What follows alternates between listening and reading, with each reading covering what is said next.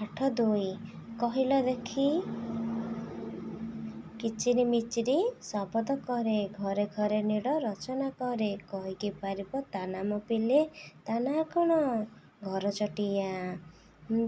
ଘର ଜଗୁଥାଏ ଦୁଆରେ ବସି, ସେଥିଲେ ଘରେ କେ ପାରେ ନା ପଶି। ଅଜଣା ଲୋକକୁ ଦେଖଇ ଯେବେ, ତଡ଼ି ନିଏ କୁହ ତ ଏବେ। କିଏ ସିଏ?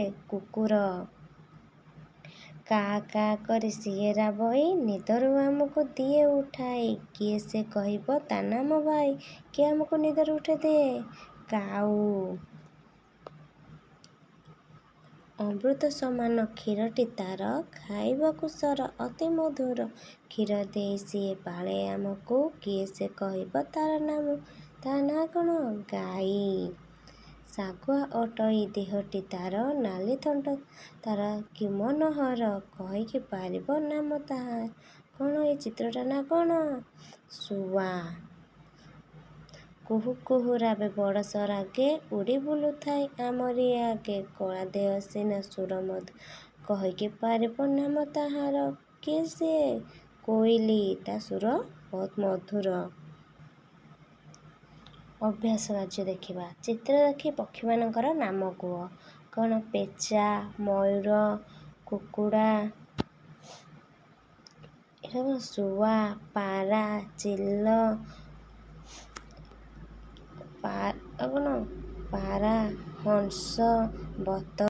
ଚିତ୍ର ଦେଖି କାହାର ମୁହଁ ଲେଖିବା। ଏଇଟା କାହା ମୁହଁ? କାଉ। ଏଇଟା କ'ଣ? କୁକୁଡ଼ା, ବତକ, ବାଘ, ଗାଈ, କୁକୁର, ମେଣ୍ଢା। 3 ନମ୍ବର, ଗାର ଟାଣି ଚିତ୍ର ସହ ଯୋଡ଼। ଏଇଟା କୋଉ ଚିତ୍ର? ହଂସ। ହଂସକୁ ଆମେ ହଂସ ଗାର ଟାଣିବା। ତାପରେ କ'ଣ? କୋଉ ଚିତ୍ର ଅଛି? ଭାଲୁ। ଭାଲୁ କୋଉଠି ଲେଖା ହେଇଛି? ଆମେ ଦେଖିକି ତାକୁ ଗାର ଟାଣିବା। ମୟୂର। ମୟୂରକୁ ମୟୂର ଆମେ ଗାର ଟାଣିଦେବା। କାଉ, ବାଘ, ତାପରେ କ'ଣ ଅଛି? ପାରା। ପାରାକୁ ପାରା ଟାଣିଦେବା। ତାପରେ ପେଚାକୁ ଆମେ ପେଚା ସେଥିରେ ଟାଣିଦେବା, ଗାର ଟାଣିଦେବା। ଏବେ 4 ନମ୍ବର, କୁହ ଓ ଲେଖ। କେଉଁ ପକ୍ଷୀର ରଙ୍ଗ କଳା? କେଉଁ ପକ୍ଷୀର ରଙ୍ଗ କଳା? କାଉ, କୋଇଲିର ରଙ୍ଗ ହେଉଛି କଳା। ଖ ନମ୍ବର, କେଉଁ ପକ୍ଷୀର ରଙ୍ଗ ଧଳା? ପାରା, ବଗ, ଆଉ କ'ଣ? ହଂସ, ଏସବୁ କ'ଣ? ଧଳା। 5 ନମ୍ବର କ'ଣ ଦେଇଛି? କିଏ କେତେ ଉପରକୁ ଉଡ଼ି ପାରିବ? ତଳେ ଥିବା ଜାଗାରେ ଦେଖିବା, ଆମେ ଠିକ୍ ଚିହ୍ନ ଦେବା। କାଉ କୋଉ ଯାକେ? ବରଗଛ, ଚାଳଘର, ତାଳ ଗଛ କୋଉ ଯାକେ ଉଠି ପାରିବ? ବରଗଛ।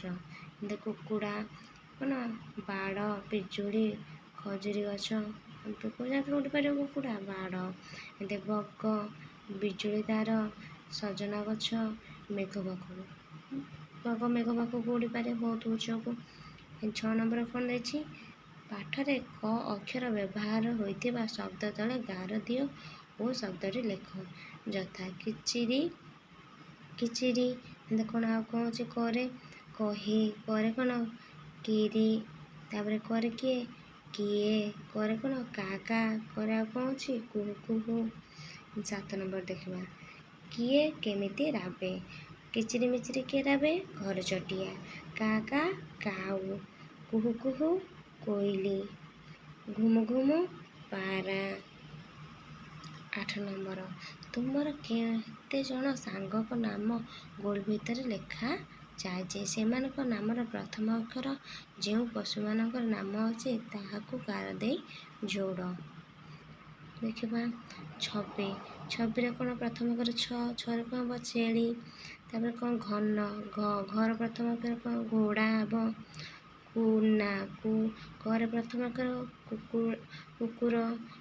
ଗରେ ଗୌରୀ। ଗୌରୀରେ କ'ଣ? ଫାଷ୍ଟ ଅକ୍ଷର କ'ଣ? ଗ। ଗରେ କ'ଣ? ଗାଈ।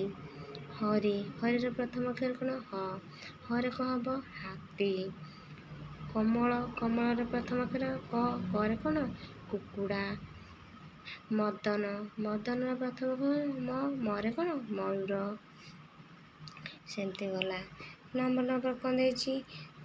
ତୁମ ଚାରିପାଖେ ଥିବା ପକ୍ଷୀମାନଙ୍କୁ ଦେଖ, ବହି ଦିଆଯାଇଥିବା ଗୀତ ଭଳି ତୁମେ ପଶୁମାନଙ୍କୁ ନେଇ ଗୀତ ସଂଗ୍ରହ କରିବା। ଆମେ ଯେମିତି ଏଠି ଗୀତ ଦେଖିଲେ କେମିତି ଅଛି ଆମେ ଏମିତି ମନକୁ ମନେ ଗୀତ ତିଆରି କରି ଲେଖିବା। 10 ନମ୍ବର ଚିତ୍ର ଦେଖ ଓ କୁହ।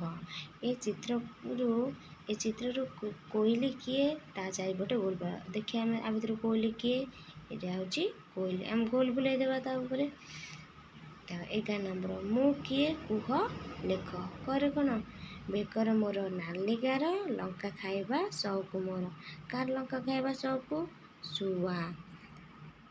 କୁଲା ଭଳିଆ କାନ ମୋର ପାଦ ମୋଟା ମୋଟା ଘର ପରି ଦେହଟି ଦିଶେ ଆଖି ଦିଟା ଛୋଟ। ତା ନାଁ କ'ଣ ହାତୀ। ଘରେ କ'ଣ ଗାତରେ ମୁଁ ଘର କରେ ମୁହଁରେ ଥାଏ ନିଶ ଘରକୁ ମୁଁ ଆସେ ଯଦି ଜିନିଷ କରେ ନାଶ। ସେ ହେଉଛି କିଏ ମୂଷା।